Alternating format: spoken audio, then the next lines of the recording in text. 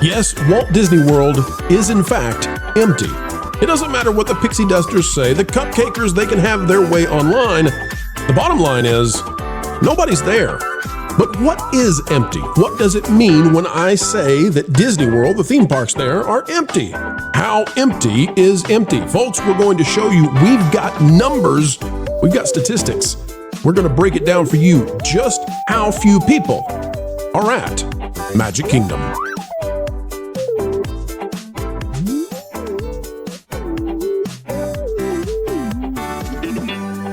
Hello, ladies and gentlemen. Welcome back to the Pro Channel, where we continue to give you the info you need to know. Anecdotal, nay, I say. We go straight to the facts, straight to the stats, and we've got them today for you. As we dive in, folks, click the like button. And today we're talking about just how empty is the House of Mouse's happiest place on Earth. It's the most magical time of year if you don't want to wait in any lines, and that's because, folks, take a look at what we have here on WDWPassport.com, where they calculate the wait times for the theme parks. Now, I'm not going to retread things we've said already here on this channel. I'm actually going to give you something brand new. I've got a number for you that you need to know, okay? This is, these are the crowded levels for August 2025, and it's really important to point out that crowds, according to this website, are rated on a scale of 1 to 10 based on automatically monitored posted wait times. Now, what that means is that they cannot determine how many people are truly in the parks. What they do is they base it on how long the lines are. Disney does not disclose publicly how many people move through the turnstiles. What Disney does publicly post are the posted wait times, which sometimes we believe are inflated. We'll let you decide whether that is true or not. That said, okay. What happens if Animal Kingdom goes from 10 or 11 or 12 rides to the 6 that it currently has? Well, that's going to make the wait times in Animal Kingdom increase even if less people are there. You understand that, right? If you've got a 30, 40, 50% drop in the number of attractions that people can do, and that's where we are with Animal Kingdom right now, then you can have a 15% or 20% decrease in attendance at the park, and the waits will still go up. And so it would still register as being more crowded on this website despite. Now, I'm not trying to make any kind of defense. I don't have to, because you came here for the news. So I'm going to give it to you. In August, folks, you can see the numbers here. You can see 3, 3, 3, 4, 4. And by the way, a 5 would be average crowded levels. A 5 would be average. There is not a single day in the month of August that Disney reached average crowd levels. Okay? Now, we've tabulated this.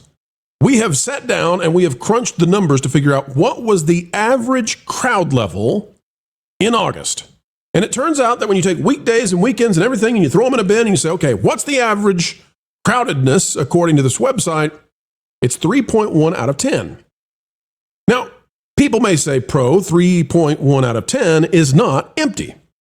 And to that I say, well, it is determined by what you mean by empty. You know, have you ever been driving your car and said to someone, hey, we're riding on empty? Have you ever told somebody something is empty and they say, well, how empty is it? Have you ever heard that? See, I'm not telling you that there are tumbleweeds in the Magic Kingdom and that there are zero total guests and that there are zero cast members inhabiting the Magic Kingdom, Epcot, Animal Kingdom, Hollywood Studios. And I think every reasonable and sane person knows that's not what I'm saying. We go to September, it's worse actually. In September, although they did on the 20th reach one single day of average crowd levels, September, if you put all this together, is 2.8. Now, I'm going to tell you something that's going to make some of the pixie dusters, the Disney shills, angry at me. Folks, Animal Kingdom has 6 rides. If Animal Kingdom has 6 rides and Magic Kingdom has 40 rides, and we're basing the crowd levels on how long the lines are, Animal Kingdom at a 4 is probably a 1 for Magic Kingdom. You see what I'm saying? I think everybody gets that, right? You're going to see some days in here when Animal Kingdom is like a 5 or a 6. Does that really mean it's crowded?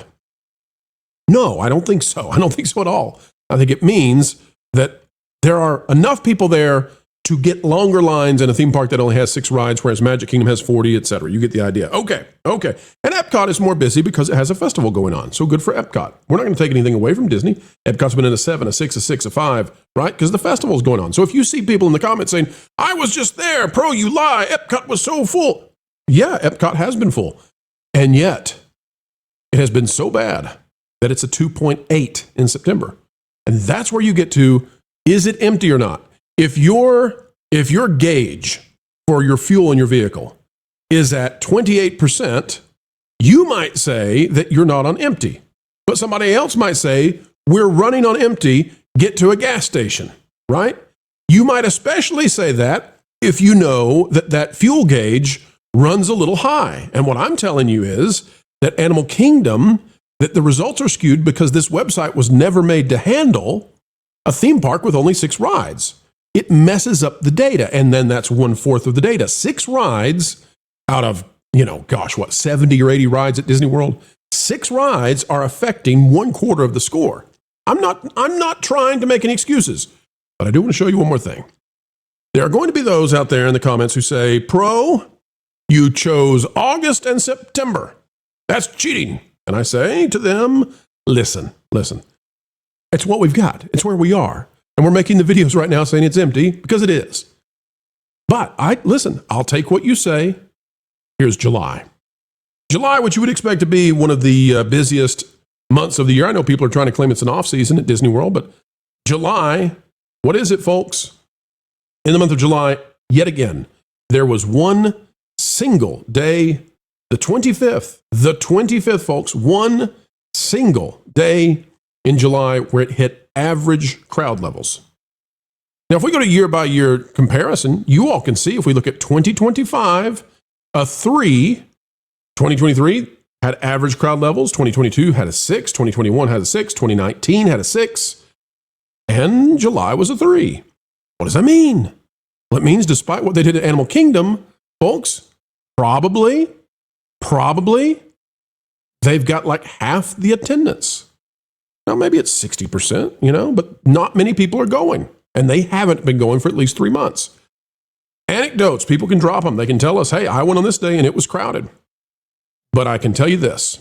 If we go to Thrill Data right now, and I am purposefully recording this video and then releasing it, right? Like we're recording it and it's being released. Sometimes we have some additional runway. So this will be out an hour or 2 after we finish recording because they got to go through post-production and all that. We got to put the pretty pictures in there and the videos.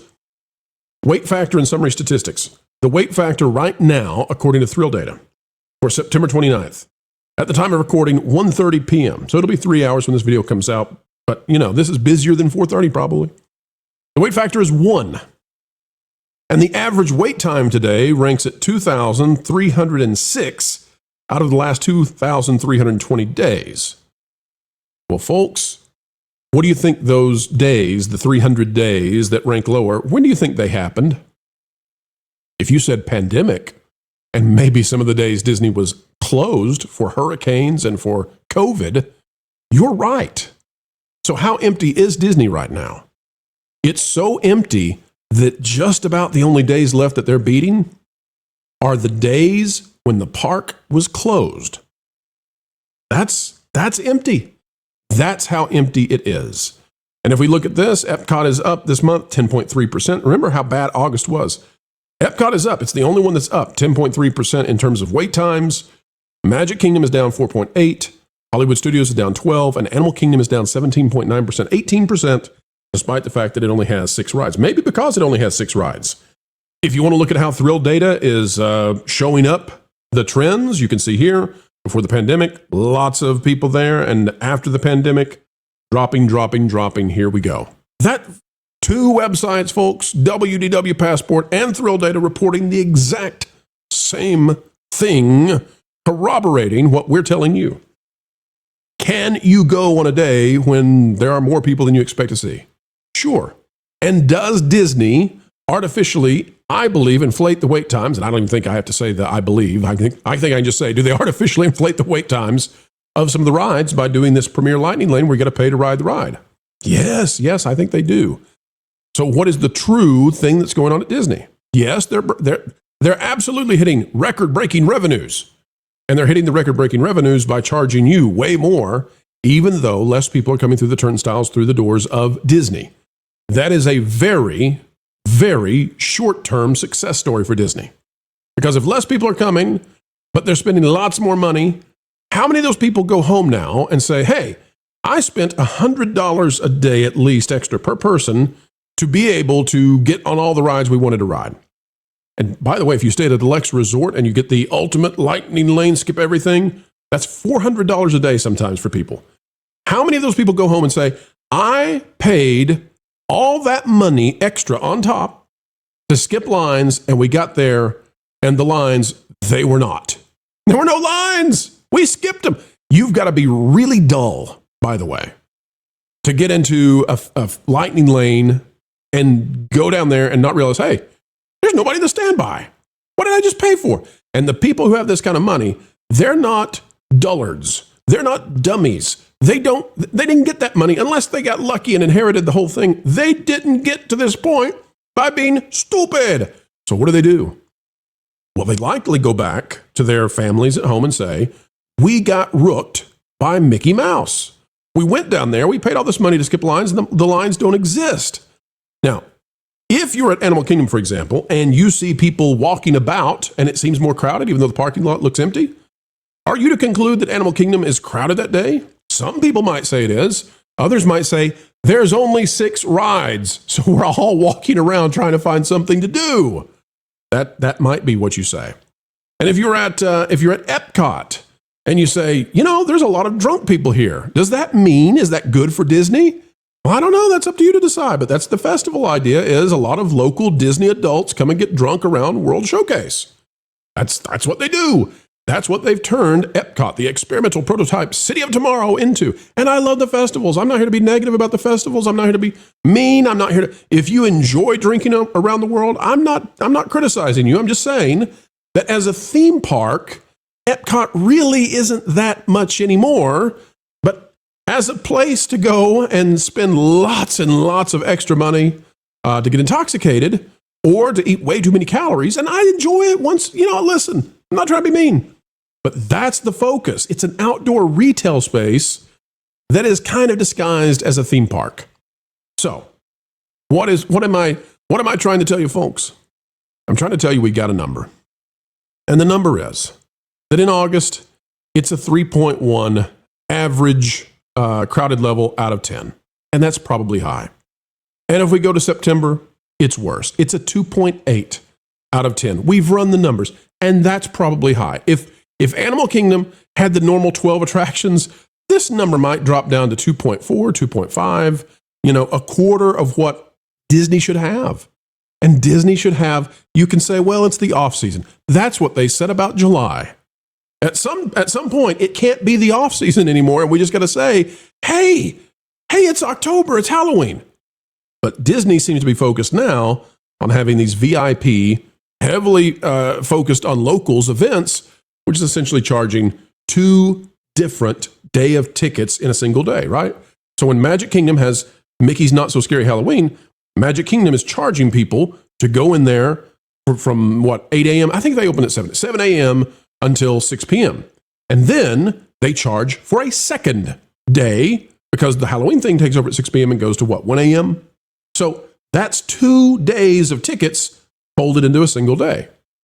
I'm not criticizing that. I'm just telling you, that's how they're generating high revenues with very few people there. Folks, that is the story for the day. Happy to bring it your way. Happy to finally break it down into numbers that everybody can understand. And now we don't have to be mean to each other. We don't have to, come at each other and say, it's not empty process. Folks, listen, it's the numbers. If you think a 3.1 out of 10 should be qualified as empty, it's empty.